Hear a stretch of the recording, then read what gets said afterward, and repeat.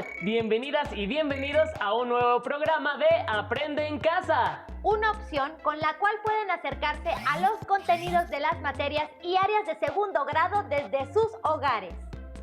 Esperamos que se encuentren muy bien y que estén listas y listos para iniciar este programa de historia titulado Herencia Cultural, Herencia Desigual. Veamos de qué va. Seguramente tienen muy claro que las tradiciones de México forman parte de nuestro patrimonio cultural y que cada una de ellas tiene un origen histórico.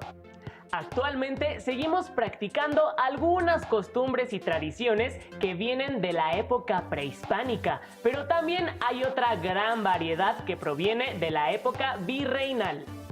Todos conocemos por lo menos una celebración de origen virreinal o probablemente hayamos participado en alguna, aunque quizá no tengamos muy claro cómo surgió. ¿Qué celebraciones son tradicionales en su comunidad?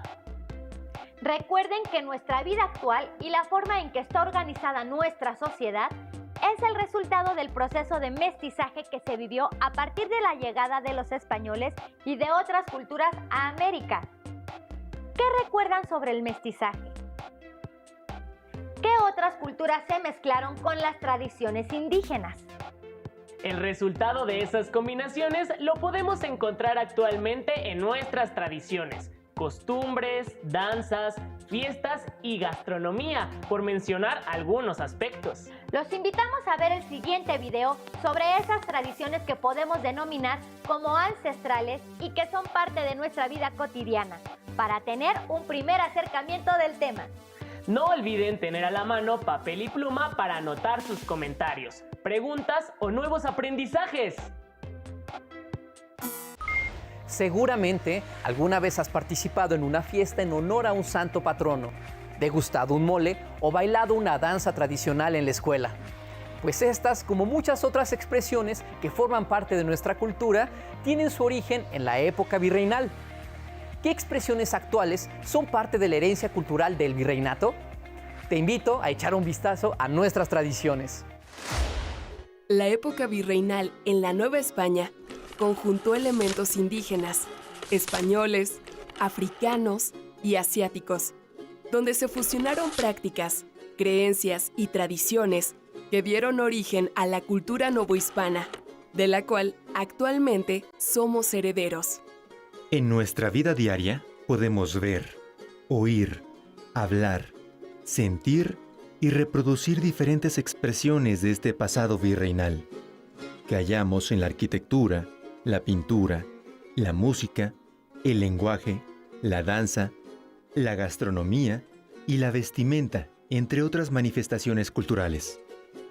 Durante la evangelización, las órdenes religiosas recurrieron a la pintura, el canto, el teatro y la danza para enseñar la fe cristiana y rendir culto a sus santos.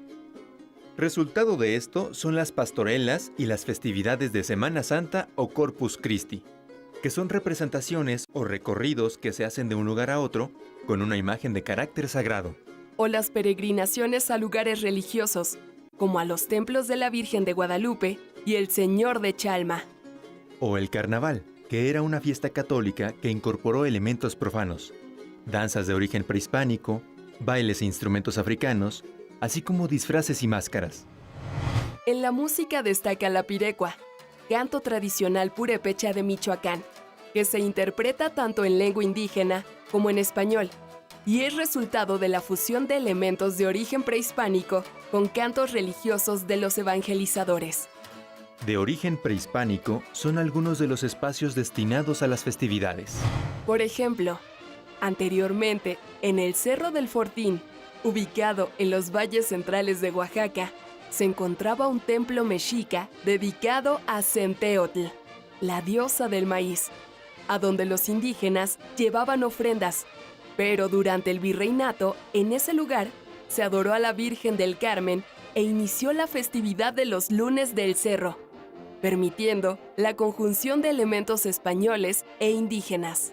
En el siglo XX, esta fiesta fue la base de lo que hoy en día conocemos como la Guelaguetza. En la actualidad, una fiesta patronal es impensable sin fuegos artificiales o una posada sin piñatas, Estos elementos tienen influencia asiática en su origen, al igual que las especias, el mango, el tamarindo, el papalote, el rebozo, el paliacate y la talavera poblana. Asimismo, encontramos elementos de origen africano en géneros musicales como el son y el jarabe. Es el caso del chuchumbé, que se canta desde el siglo XVIII en Veracruz. También los hallamos en bailes de carnavales, como el de la comunidad veracruzana de El Coyolillo, donde las personas se disfrazan con máscaras de figuras de animales y danzan al ritmo de los tambores. La influencia africana también está presente en los nombres de algunas localidades de Veracruz, como Mandinga, Yanga o Mocambo. En bailables como la danza de los diablos, el maracumbé y el fandango de Artesa. Y en instrumentos musicales como la marimba o marimbola, el tambor de fricción y las quijadas. Respecto a nuestra gastronomía, encontramos el mestizaje novohispano en el uso de algunos ingredientes como hierbas, chile, frijol y maíz de influencia indígena, combinados con carnes europeas, cereales y cítricos árabes, frutas y verduras africanas, así como especias asiáticas, por mencionar algunas. Tamales, pozole, michotes, mole, chiles en nogada, buñuelos, bizcochos, mazapanes, ates, jamoncillos, muéganos, arroz con leche y cajeta. Son solo algunos de los sabores, olores y colores de la cocina mexicana. Las tradiciones y costumbres de origen virreinal siguen presentes, con cambios y permanencias en cada rincón de México. ¿Qué festividades y elementos culturales de tu comunidad son de origen novohispano? ¿Qué otras características culturales reconoces de nuestro pasado virreinal? ¿Qué les pareció el video? ¿Cuántas de esas tradiciones conocían? ¿Han probado los platillos que se mencionaron? Sabemos que México cuenta con una enorme riqueza cultural, heredada del virreinato y que destaca a nivel mundial por sus tradiciones, fiestas y gastronomía. Pero también es importante señalar que si bien durante el virreinato se dio un fuerte mestizaje cultural, también se formaron grandes desigualdades sociales entre la población. La sociedad virreinal estaba muy jerarquizada. Durante el virreinato se formaron grupos sociales específicos, de acuerdo con el origen étnico, color de piel y relaciones sociales de las personas. La desigualdad fue una característica de este periodo y se sigue viviendo hasta ahora. Esto se observa con mayor fuerza en las regiones indígenas y la población que vive en el campo. El siguiente video nos permitirá identificar que en México gran parte de la población se encuentra sumida en la pobreza y que existen grandes contrastes, pues hay personas que viven con lujos frente a otras que no tienen ingresos, ni siquiera para comer. Acompáñenos a verlo. La pobreza es uno de los mayores problemas que enfrenta nuestro país. Las instituciones del gobierno reconocen, de acuerdo a diversos indicadores, la existencia de 3 tipos de pobreza. La pobreza extrema o alimentaria se da cuando la población no obtiene ingresos suficientes que le garanticen una alimentación mínima. La pobreza de capacidades se presenta cuando una población está en condiciones de satisfacer sus necesidades de alimentación, pero no cuenta con el ingreso suficiente para cubrir sus gastos en educación y salud. Y la pobreza patrimonial comprende a las personas que, si bien pueden cubrir sus necesidades básicas de alimentación, educación y salud, su ingreso no les permite alcanzar lo requerido para vivienda, vestido, calzado y transporte. En el 2005, la mitad de los mexicanos vivían en condiciones de pobreza patrimonial, mientras que el 18% de la población vivía en pobreza extrema. Los más pobres de los pobres se encuentran en el campo, particularmente en zonas montañosas y de difícil acceso. Se estima que hay 185,000 localidades rurales pobres en México. Las poblaciones más pobres se concentran en entidades como Chiapas, Guerrero y Oaxaca. Sin embargo, existen localidades pobres en todas las entidades del país. De todo lo que producimos los mexicanos, el campo es el que está aportando la menor cantidad del Producto Interno Bruto. México es un país con grandes diferencias en los niveles de vida de su población. En él coexisten comunidades en extrema pobreza y zonas con niveles de vida e ingresos mucho mayores. Veamos dos ejemplos. De acuerdo al Consejo Nacional de Población, el municipio más pobre de México es Cochoapa el Grande, ubicado en el estado de Guerrero. El 76% de sus habitantes de 5 años o más son analfabetas y 9 de cada 10 no terminó la primaria. El 95% habita viviendas con piso de tierra, sin drenaje ni sanitario, mientras que el 87% de sus trabajadores obtienen ingresos de hasta 2 salarios mínimos. Por el contrario, el municipio de San Pedro Garza García, en Nuevo León, es considerado el municipio más rico de todo el país. Tiene enormes mansiones y centros comerciales de lujo y un nivel de vida equiparable al de algunos países de Europa Occidental. El 98.3% de sus habitantes saben leer y escribir y solo el 10% no terminó la primaria. Únicamente el 0.1% de sus habitantes no cuentan con viviendas con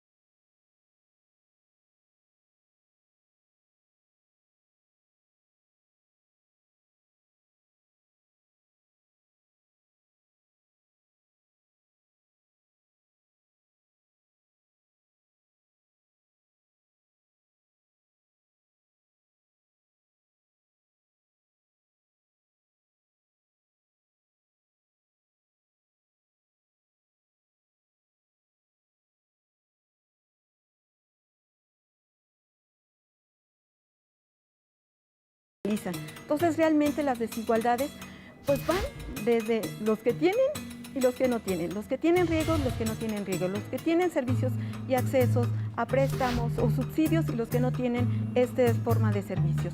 Las que, por ejemplo, en el campo, las mujeres, las que no tienen realmente una remuneración o los niños que no tienen una remuneración.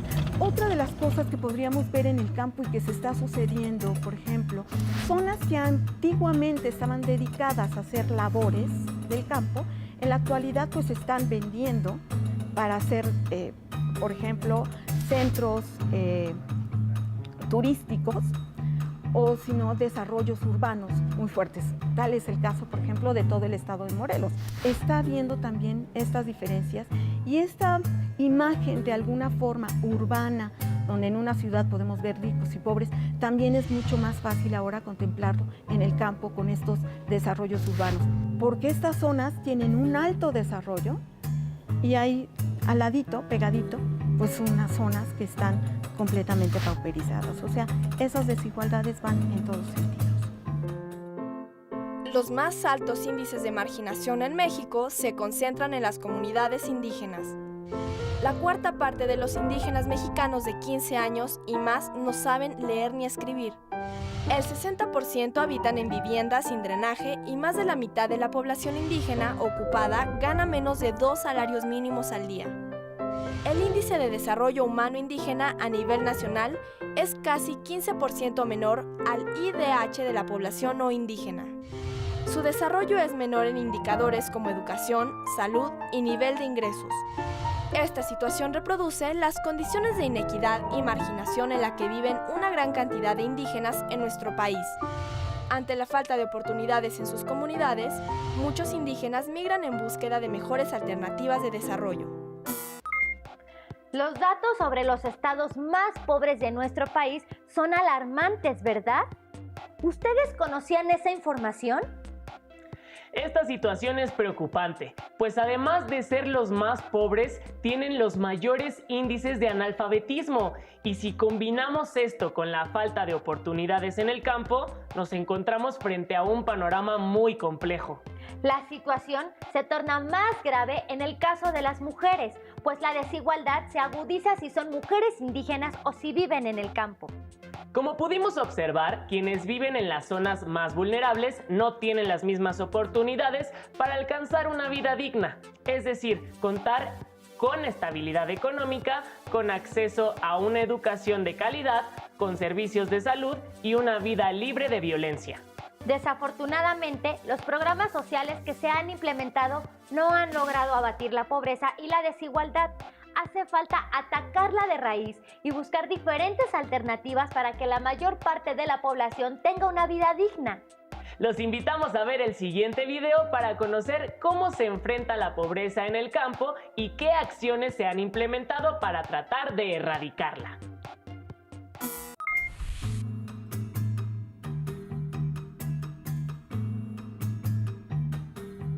Yo creo que la perspectiva es bastante grave. Gran parte de los subsidios que se están dando en la actualidad al campo o no se reciben a tiempo, es decir, no se reciben cuando es necesario para comprar insumos de las cosechas, sino que se dan mucho después.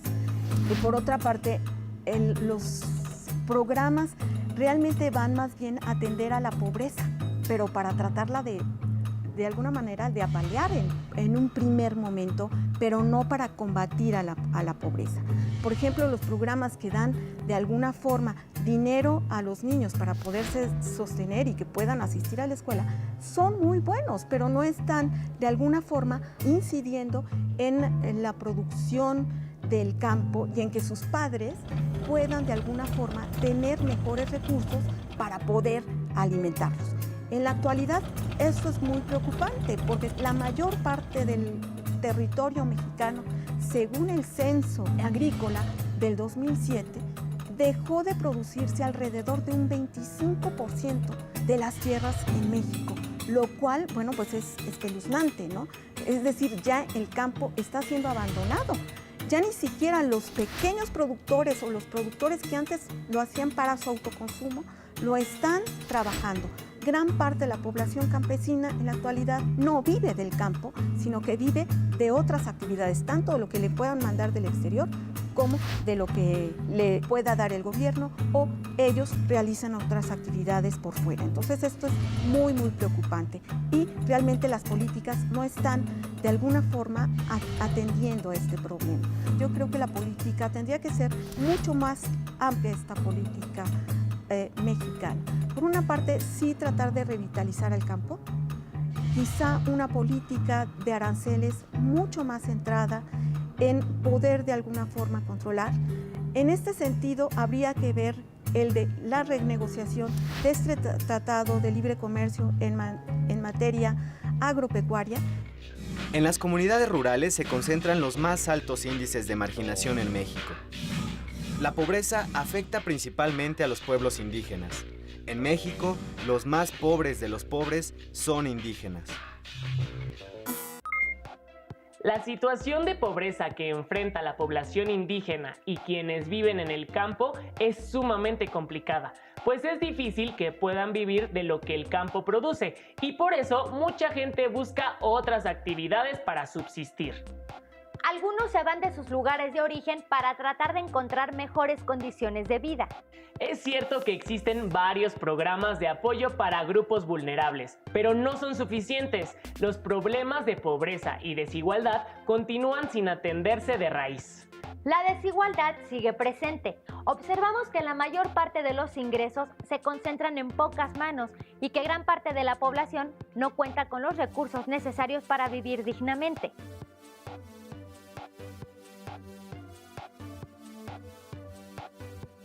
¿Qué porcentaje de la población se encuentra en el sector de pobreza?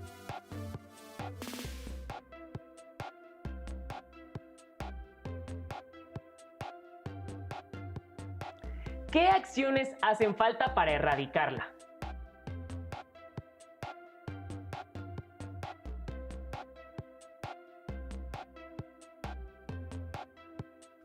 ¿Consideran que en su comunidad la gente tiene acceso a una vida digna?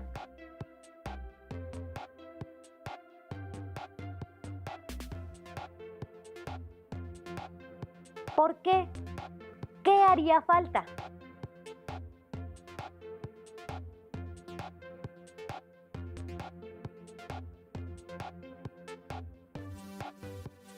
Respondan junto con sus familiares estas preguntas y conserven sus respuestas en su carpeta de experiencias. Así, cuando regresen a sus escuelas, una vez que haya pasado la contingencia, también podrán compartir sus aprendizajes con su grupo. Antes de irnos, queremos sugerirles que si tienen la oportunidad, consulten el libro Corazón de la Palabra, de la autora Regina Tattersfield. En él podrán conocer algunas costumbres, leyendas, ceremonias y tradiciones de comunidades de Chiapas. Se darán cuenta de que a pesar de las desigualdades en las que viven, los pueblos indígenas tienen una extraordinaria riqueza cultural. También queremos recordarles que debemos ser muy pacientes ante la situación que estamos viviendo. Sabemos que nos gustaría salir y retomar nuestras actividades cotidianas. Sin embargo, por ahora, la mejor manera de cuidarnos es esta. Así, contribuimos para superar la situación lo más pronto posible. Ahora sí, es momento de despedirnos. Los invitamos a seguir la programación de Aprende en Casa. ¡Hasta la próxima!